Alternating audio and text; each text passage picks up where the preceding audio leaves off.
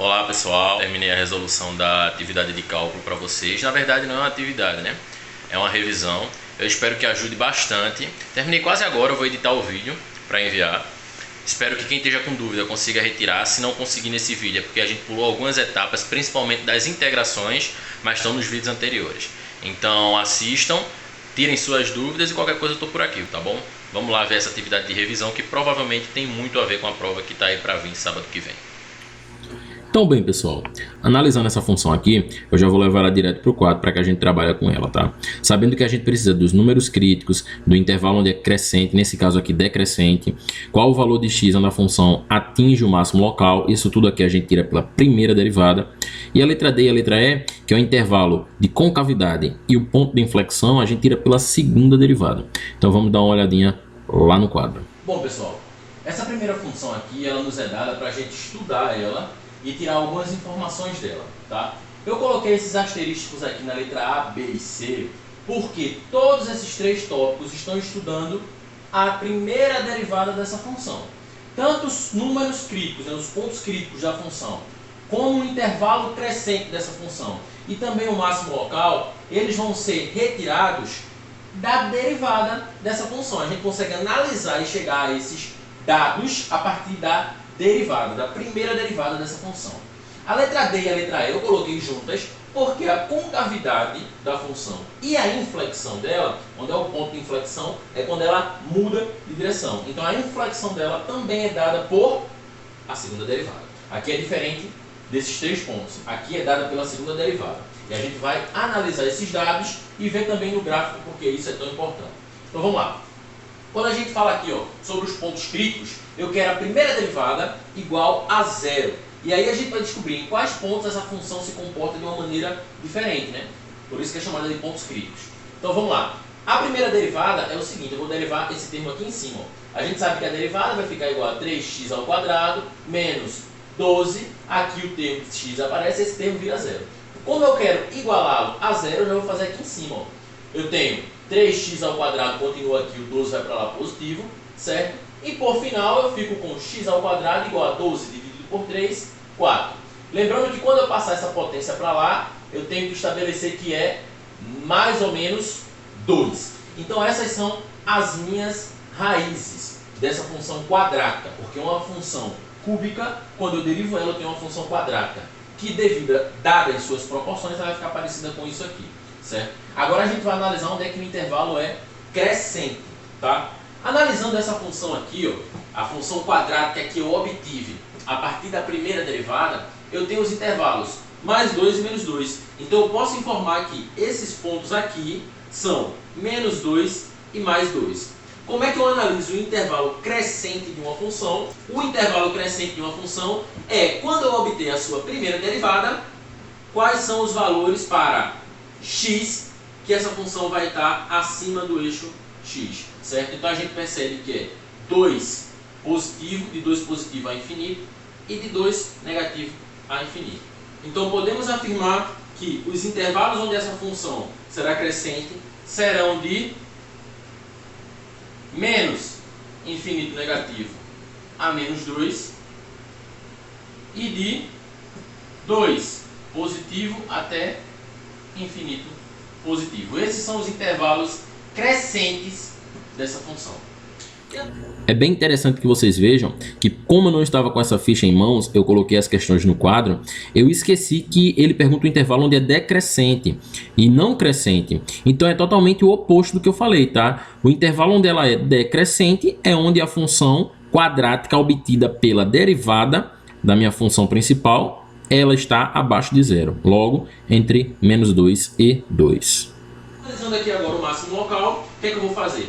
Se eu tenho meus pontos críticos em mais e menos 2, eu vou substituir na função original. Então eu tenho menos 2 ao cubo, que multiplica menos 12 vezes menos 2, mais 1. Isso para quando x igual a menos 2. Para quando x igual a 2, positivo, eu tenho 2 ao cubo menos 2 vezes 2, mais 1. Aqui em cima, menos 2 ao cubo eu tenho menos 8. Essa multiplicação eu tenho 24 positivo. E aqui eu tenho mais 1, totalizando em 17. Aqui embaixo eu tenho 8 positivo, já aqui me dá menos 24 negativo, mais 1 totalizando 15 negativo. Analisando os pontos críticos, eu tenho que esse número aqui é maior do que o número onde x igual a menos 2, ele é maior do que quando x igual a 2. Logo, nos pontos críticos, o máximo local é quando x for igual a 17. A gente já analisou as informações que a gente poderia obter da primeira derivada. Agora a gente vai para a segunda derivada. Calculando ela aqui mesmo, a segunda derivada, eu vou mostrar a vocês que ela é o 2 desce, eu fico com 6x, esse termo era 6x igual a zero. Eu preciso igualar a segunda derivada a zero. Então, se eu tenho que 6x igual a zero, x é igual a zero. Então, nesse ponto aqui, onde x igual a zero, ele vai ser quem? O meu ponto de inflexão. Então, se o x igual a zero é meu ponto de inflexão, esse ponto é igual a quanto? Eu vou pegar e vou substituir na minha função original também para saber qual o valor de y. Então vamos lá. Lembrando que aqui, ó, nessa letra C do máximo local, eu substituí o valor de x para descobrir o valor de y, certo? E aí eu sei que quando o x for menos 2, y é igual a 17, por isso que é o máximo local. Aqui eu estou fazendo a mesma coisa, eu pego o valor de x, vou substituir na equação original, que é igual a 0 ao cubo menos 12 vezes 0 mais 1, e eu tenho que quando o meu x for igual a 0, meu y é igual a 1. Então o ponto de inflexão é em 0 e 1. E a última pergunta dessa primeira questão é a seguinte: qual é a concavidade, né? Qual a concavidade dessa função? Qual é o intervalo, na verdade, que a concavidade ela é crescente, né? Concavidade para cima. Quando a gente tem a segunda derivada, para saber quem é a concavidade, a gente também observa o intervalo da função. Quer saber quando a concavidade é para cima? São nos intervalos onde x será positivo na segunda derivada. Então a gente percebe que x ele é positivo na segunda derivada, a função é positiva, na verdade, a partir de quem? A partir do zero. Então, do zero em diante, essa função, a segunda derivada, que é quem me analisa a concavidade, ela é positiva. Logo, os intervalos onde a concavidade é para cima é de 0 a infinito positivo.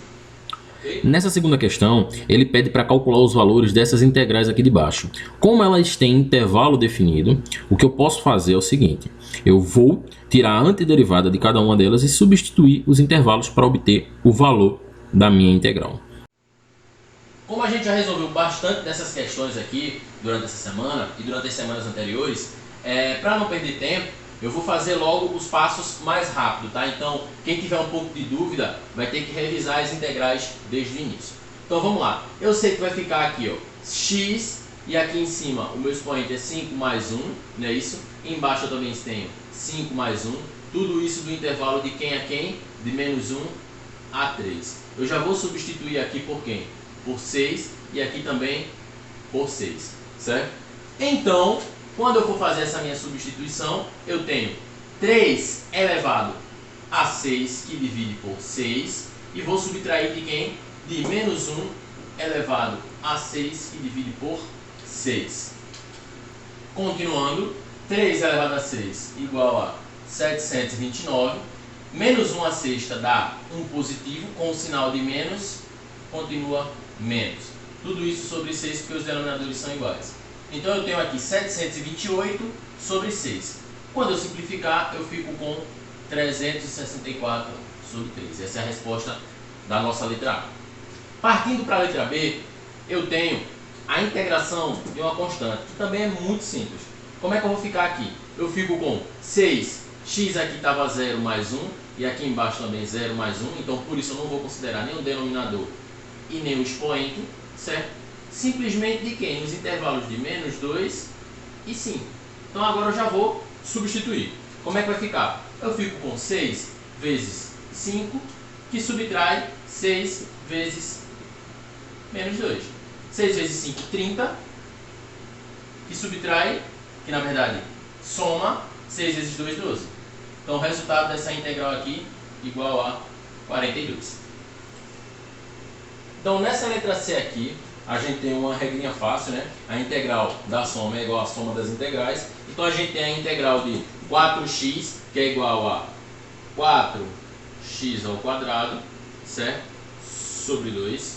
E a gente tem a integral de 3, que é igual a 3x. A gente vai substituir isso aqui nos intervalos de 2 a 8. Então vamos lá. Fazer rapidinho aqui, ó. Vou cortar isso aqui, eu vou ter multiplicado por 2, né? Então vamos lá. 8 ao quadrado, 64. 64 vezes 2, 128, certo? E aqui agora, quando for 2, 2 ao quadrado, 4 vezes 2, 8. Então eu subtraio por 8.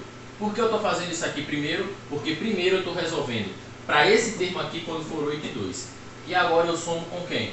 Quando esse termo aqui for 8 e 2. Então 3 vezes 8, 24. Menos 3 vezes 2, 6.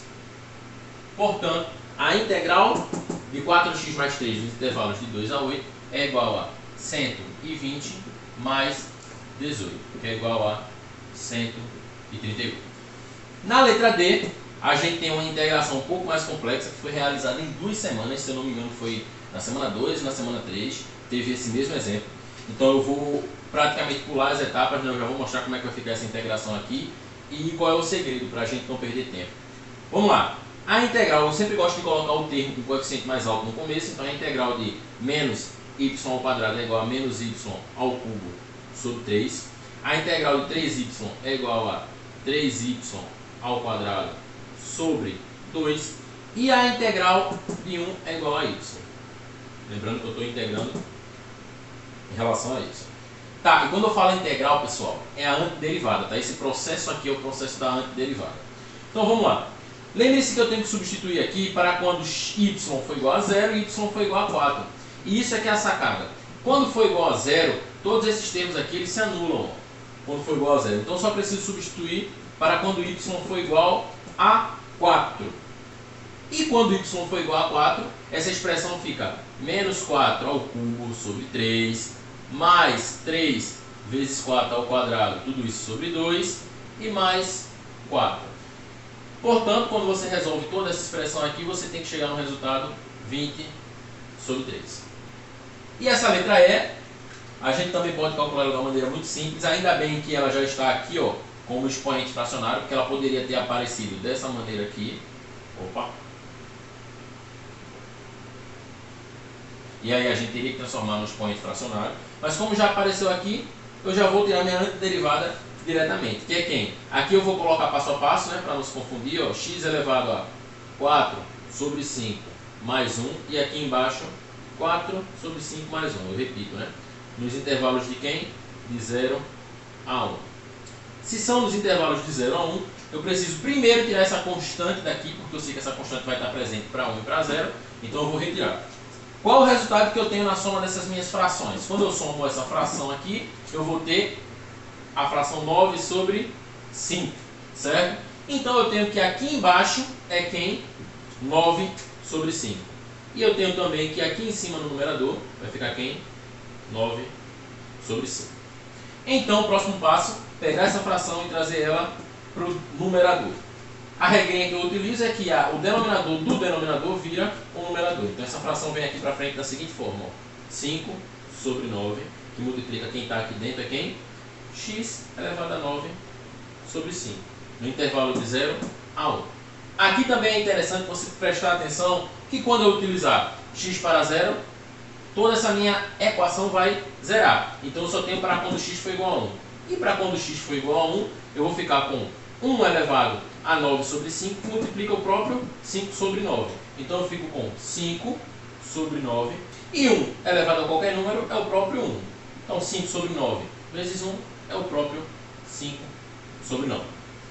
Já nessa terceira questão, um pouco diferente da questão anterior, eu não tenho intervalos definidos e também eu sei que essas questões aqui vai precisar que eu utilize o método da substituição, porque eu tenho elementos um pouco complicados para trabalhar com ele aqui. Então, caso a caso, a gente vai ver como substituir esses elementos. Vamos lá.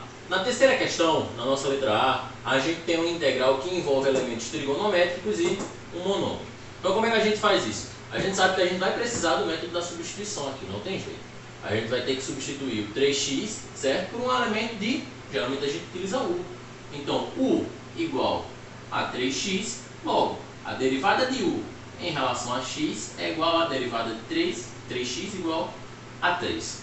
Mas aí a gente tem que resolver um probleminha também, porque eu tenho esse dx. Além de eu tirar esse 3x, eu também tenho que retirar o dx. Então o que é que eu faço? Coloco esse dx para lá e o 3 para cá. Então eu tenho que a derivada de u sobre 3 é igual ao dx.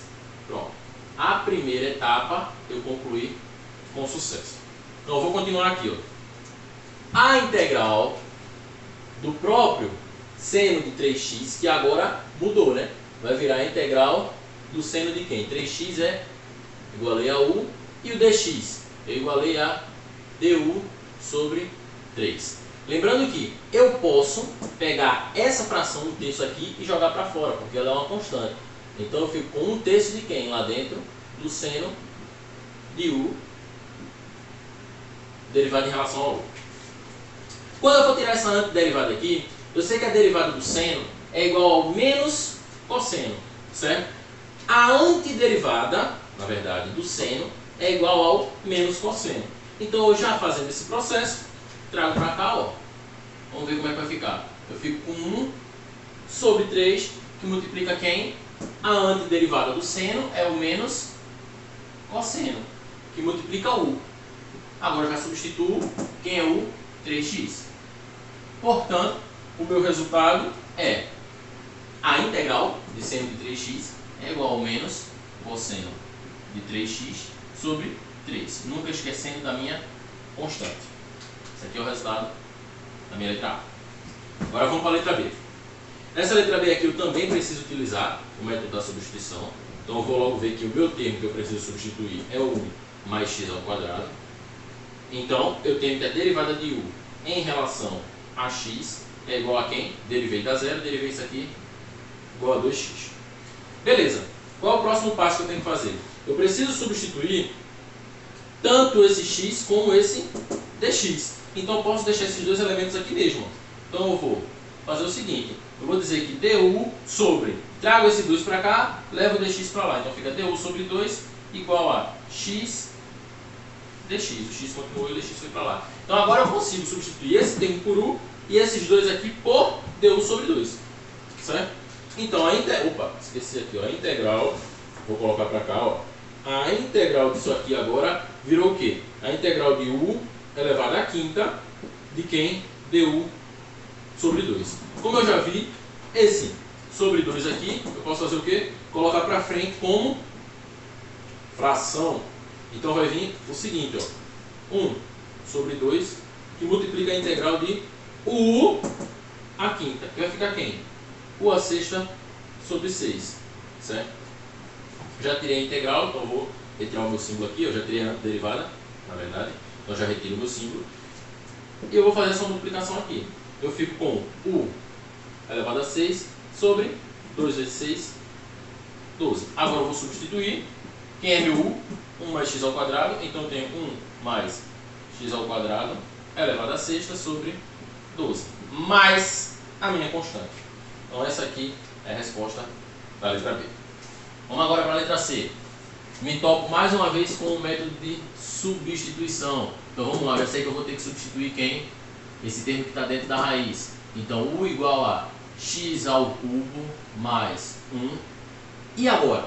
O que é que eu vou ter que fazer? Vamos lá, eu preciso analisar. A primeira coisa que eu tenho que analisar aí é o seguinte, ó. Essa raiz aqui está deixando isso aqui a um expoente fracionário, que eu vou precisar levar mais tarde. Mas primeiro eu vou ver quem é a minha derivada de 1 em relação a x, que vai ser quem? 3x ao quadrado. Analisando para cá, ó, eu tenho o termo de x ao quadrado e dx, como eu já mostrei a vocês nas questões anteriores. Vou ficar com du, o 3 desce, vai ficar dividindo, que é igual ao x ao quadrado, que multiplica o dx que vai para lá. Então eu percebo que esse termo aqui é igual a esses dois, e eu já vou poder substituir o meu u. Então eu venho aqui para baixo com o seguinte, ó, a integral de a raiz de quem? A raiz de u. Só que eu vou utilizar, ao invés de raiz, um expoente fracionário, para ficar mais fácil quando eu for tirar minha derivada. Que multiplica quem? X ao quadrado vezes dx, que eu vou substituir por du sobre 3. Mais uma vez uma fração que eu vou colocar aqui para frente da minha integral, que vai multiplicar a integral de 1 sobre 2, derivando direto de u. Agora, eu já sei que essa minha integral, essa minha antiderivada aqui, ela é igual a u elevado a 3 meio, né? Porque aqui eu vou somar 1, e aqui embaixo também é 1 meio que soma 1. Então o resultado de 1 meio que soma 1 é igual a 3 meios. Quando ela vier desse denominador para o numerador, eu vou ficar com 1 sobre 3, que multiplica quem? Inverte 2 terços, certo? Que multiplica quem? Aqui em cima 1 elevado a 3 sobre 2. Por fim, eu vou ter 2 sobre 6, certo? 1 vezes 2, 2. 3 vezes 3, 9. Desculpa. 2 sobre 9. Que multiplica quem é U? U é o meu x ao cubo mais 1. Então, x ao cubo mais 1. Se você quiser colocar um parêntese aqui e repetir o expoente, tudo bem. Mas eu prefiro colocar logo a raiz, trazer para o método original. Então, isso aqui fica tudo dentro do parêntese elevado ao cubo e aqui raiz quadrada. Não teve espaço aqui, mas eu vou colocar como lembrança nossa constante sempre, para não esquecer. E a minha letra D, quando eu analiso essa função aqui que eu preciso tirar a integral, vou colocar aqui que eu tenho esquecido, quando eu preciso tirar a integral, eu já lembro que aqui eu vou ter uma constante, né? A integral disso aqui é a mesma coisa que a integral de 4, que multiplica, agora sim, 1 sobre isso aqui, ó, 1 mais 2x, tudo isso ao cubo em relação a x. Como essa minha integral sai aqui para fora, já vou reescrever aqui, ó, já vou ficar com quem? Com a própria integral 4 que multiplica isso aqui que está aqui dentro. É interessante que eu perceba também que eu vou precisar utilizar o método da substituição aqui também. E eu vou anotar ele aqui, ó. O meu u é igual a quem? Esse termo que está dentro do parêntese. 1 mais 2x. Minha derivada de u em relação a x, ela vai ser igual a quem? Isso aqui vai para 0 e isso aqui igual a 2. É interessante eu perceber também que eu vou precisar substituir esse dx. Então esse dx ele vai embora para o lado de cá, já anoto ele aqui, e aqui eu fico com 2, né? Mesmo esquema que eu utilizei nas questões anteriores. Então eu vou ficar com 4 que multiplica a integral de quem? De 1 sobre... Opa! Se eu for utilizar isso aqui embaixo, eu tenho o seguinte, ó, u elevado à terceira, que multiplica quem? Dx igual a du sobre 2. Então vamos lá. Eu posso utilizar alguns métodos aqui para facilitar a minha integração, ou seja, o meu processo de derivada. Posso trazer essa fração para cá também. Então perceba, quando eu trouxer esse 1 meio para cá e multiplicar 4 por 1 meio, eu vou ficar com 2 aqui na frente, certo? E aqui eu posso levar esse denominador para meu numerador e eu vou transformar esse expoente aqui no número negativo. Então eu fico com 2 que multiplica a integral de quem? De u elevado a menos 3. E agora sim, du. Isso eu sei fazer. Essa integração é mais fácil para mim, porque eu sei que aqui eu vou adicionar 1 e aqui embaixo eu tenho menos 3 mais 1, certo? Então eu vou ficar com quem? Eu vou ficar com, do lado de fora, 2 que multiplica, quem é que vai ficar aqui? U elevado a menos 3 mais 1, menos 2. E aqui embaixo vai ficar quem? Menos 3 mais 1, menos 2 também. Quando esse denominador descer, o que é que vai acontecer? Eu vou reescrever aqui, ó, 2 que multiplica o denominador desceu, então em cima fica 1. Aqui embaixo vai continuar o menos 2. E o u que estava negativo desce positivo, então 2u ao quadrado. Percebam que eu tenho, tanto em cima como embaixo, o 2, então eu posso cortar. E eu trago esse meu sinal negativo, né, para frente do termo. Fico em cima com o numerador 1. E embaixo, quem é u ao quadrado? Meu termo de u é igual a 1 mais 2x. Tudo isso ao quadrado, sem esquecer da minha constante c. Então essa é a resposta da minha letra D. Na quarta questão, ele pede para a gente encontrar o volume de um sólido obtido pela rotação de uma região delimitada pela curva onde y é igual a 1 sobre x, em torno do eixo x. Então vejam bem, o intervalo é x entre 1 e 2, a gente vai ter uma função nesse intervalo e a rotação dessa função vai nos resultar em um sólido. A gente vai calcular o volume desse sólido. Vamos lá ver. Então vamos lá. Aqui, na quarta questão, a gente tem uma questão simples, né, que fala sobre a rotação de uma função formando um sólido em determinado intervalo. A gente vai ver agora como calcular o volume desse sólido nesse intervalo. A gente já sabe, por informações anteriores, que o volume de um sólido ele é dado pela integral da área desse sólido nesse intervalo, certo? A gente já tem o intervalo, a gente só não tem a área ainda. Mas a gente sabe que a área ela é calculada através da informação de que em qualquer ponto esse sólido é uma circunferência. Então a sua área ela é dada por quem? Π r ao quadrado. No momento que r é quem? A própria função. Então a gente sabe aqui que essa área vai ser igual a π vezes quem? Vezes 1 sobre x ao quadrado, que essa é a nossa função. Então a área ela é igual a π que multiplica 1 sobre x ao quadrado. Essa aqui é a nossa área. O que é que a gente precisa fazer agora para obter o volume desse sólido? A gente vai trazer para cá e começar. O volume é igual a integral nos intervalos de 1 a 2, porque eu preciso estabelecer meus intervalos, de quem? A integral de π que multiplica 1 sobre x ao quadrado. Então vamos lá. Primeira coisa que eu posso... isso aqui é derivado em relação a x, tá?